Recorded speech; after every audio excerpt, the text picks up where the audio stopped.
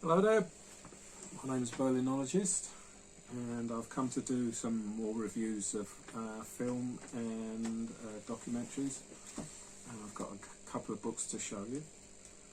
I've been going through some of this stuff, and what's unique is that I've started to look through them pretty much every day, just looking through all the books that I've got and the documentaries that I've got. And it's something I've not really done before, you know, because I sort of would just watch something and then I'll put it aside and then forget about it. But now that I've got this YouTube channel, I thought I'd actually sort of start reviewing what I have. And some of these things I haven't seen in years. So anyway, what I've got here is a film called Wild Geese 2. Wild Geese 2 is a story about the kidnap attempt on Rudolf Hess and Spandau in Berlin. When you watch Wild Geese 2, in the beginning you will see Wild Geese with Richard Burton, and then it sort of cuts to London, where you see Scott Glenn, who's playing in the title role. Also stars Edward Fox, Barbara Carrera, and she was in Never Say Never Again with Sean Connery. Laurence Olivier plays Hess, and Patrick Stewart also makes a cameo, and he looks the same as he does today as when he did then, you know. And this film's nearly 40 years old, and I like the way they've woven fact with fiction. I think they've done a superb job. The other thing about this Wild Geese 2 film is that they filmed it almost exclusively in Berlin, so you get to see Spandau, which is very interesting because it no longer exists, because they tore it down after the alleged suicide of Rudolf Hess.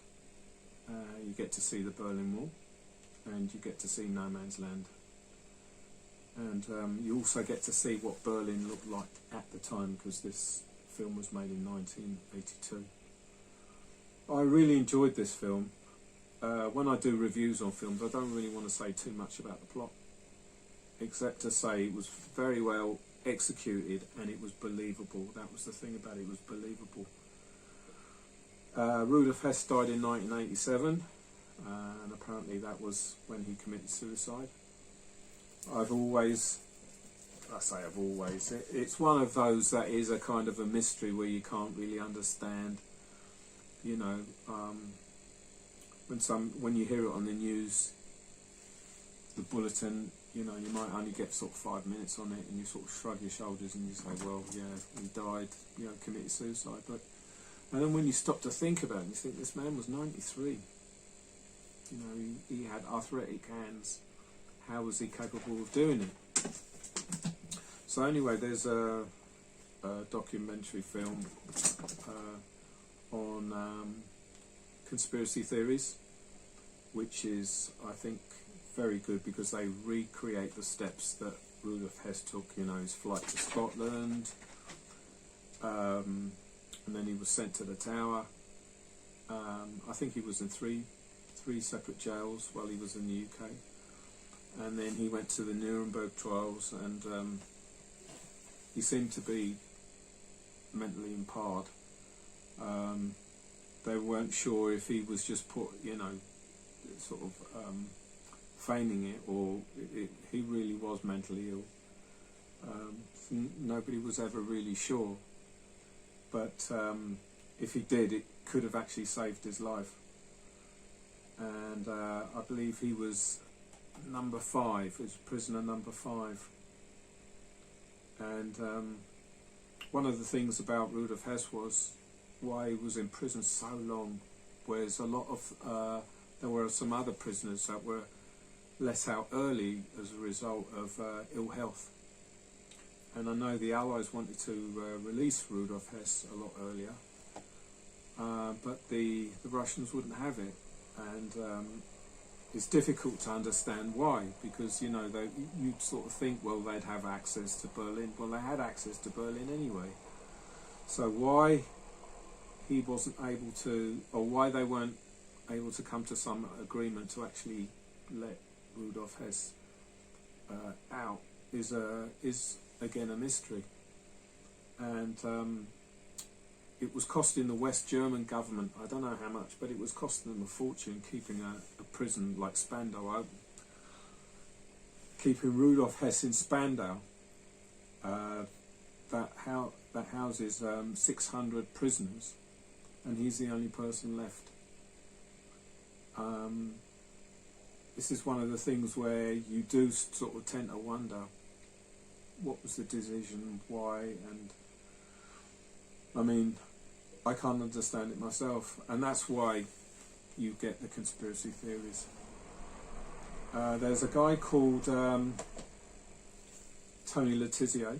He wrote this book called Farewell to Spandau, Tony Letizia, and he's got a write-up in here, it's quite interesting. It says, the last British governor of Spandau Allied prison puts the record straight about the final days of Rudolf Hess' life and his ultimate suicide while in Allied custody. Lieutenant Colonel Letizia authentically counters that many allegations which had abounded, that the prisoner was an imposter, that he was kept in isolation, and even that he was murdered. This book also gives some fascinating insights into life in Berlin as an island of democracy in a sea of communism, which actually makes sense. So this Lieutenant Colonel retired Tony Letizia, MBE, was born in Guernsey in 1932. He served 23 years in the British Army, retiring in 1977 to work for the British military government in Berlin, where from October 1981 his role included that of being the British governor of Spandau Allied prison. With the unification of Germany in 1991, the British military government ceased to exist, but he decided to stay on in Berlin, working independently as a historian, writer, lecturer and battlefield guide. So if I just look in here, you get to see Spandau. I mean, it's quite imposing. You see that there? Is that got in focus? Fantastic. I think I've got some more photographs here. That's in there. Just there. Can you see that? Great. And you've got some more photographs. So there's some more photographs there, as you can see. More photographs. Because this is worth showing, because it no longer exists, this prison. I mean, it's all been torn down, and it's called Hesco, which is, well, Hess and Tesco, and they combined the name and the two names and called it Hesco. I've got some more books on Spandau. I've got Tales from Spandau, Nazi Criminals and the Cold War.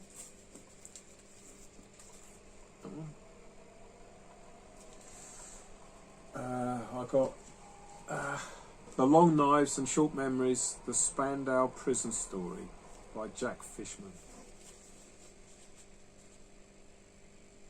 And there's the back of the book, so you get to see the entrance. And I've got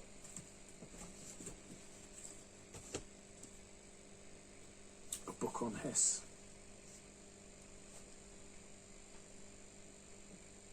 Yeah. This sadly hasn't got any photographs of Spandau. The only thing I've got is, it says here, a letter written by Hess from the Allied prison at Spandau, dated 17th of May 1970. He had quite neat handwriting.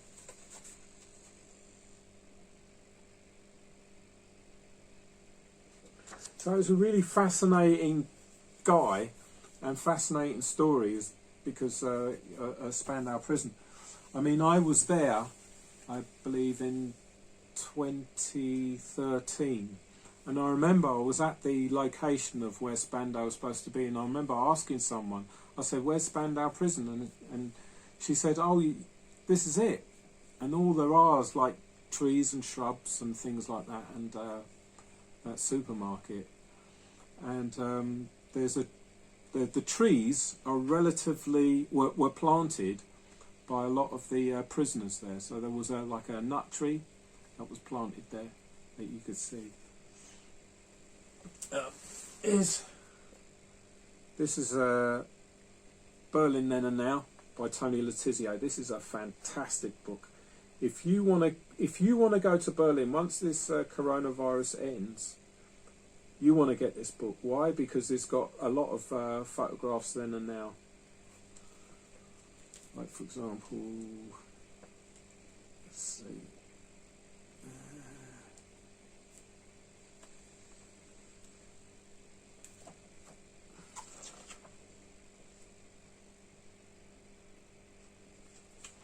Like the locations, some of the locations then and now photos.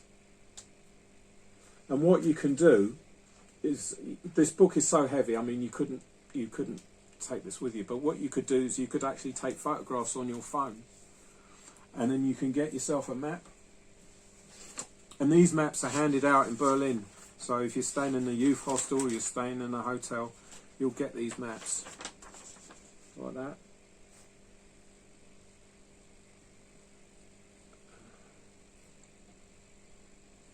And then you can work out your route of where the locations, you know, if you want to see the Hitler Chancellery, or you want to see the Hitler Bunker, or some of the other locations, you'll be able to find it. And you can actually follow the route that you want to take. If you want to walk around, or you can cycle, you can actually hire bicycles to. You'll be able to ride around the city of Berlin looking for these particular locations. So this is Tony Letizia, and I mean it's a fantastic book. I'd highly recommend it. He's got his name there, Tony Letizia. It's just there. And so the last DVD I've got is a documentary. It's called Speer and Hitler, the Devil's Architect. That's the front, back, and it's a 2-disc. This is a docudrama, and it talks about Albert Speer's life, what he did prior to joining the Nazi Party, and then having Hitler become his architect. And he designed the Nuremberg rallies. He also was able to build the stadium for the 1936 Olympics, and the various other locations around Germany that no longer exists.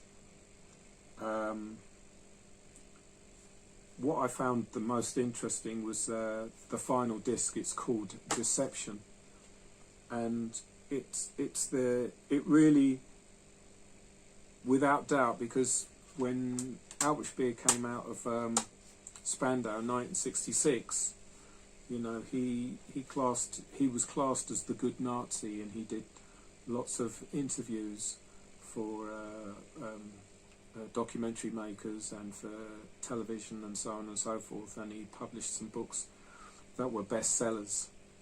And everything that he did as a result of him coming out of Spandau, he'd planned while in prison, because a lot of his diaries and a lot of his memoirs were written on toilet paper and anything that he could find, and they were smuggled out. And then when he was released, he was able to actually go through a lot of his writings and publish them. He died, I would say, conveniently in 1981 in London, and in the Berlin archive they were able to find how deeply Albert Speer was involved in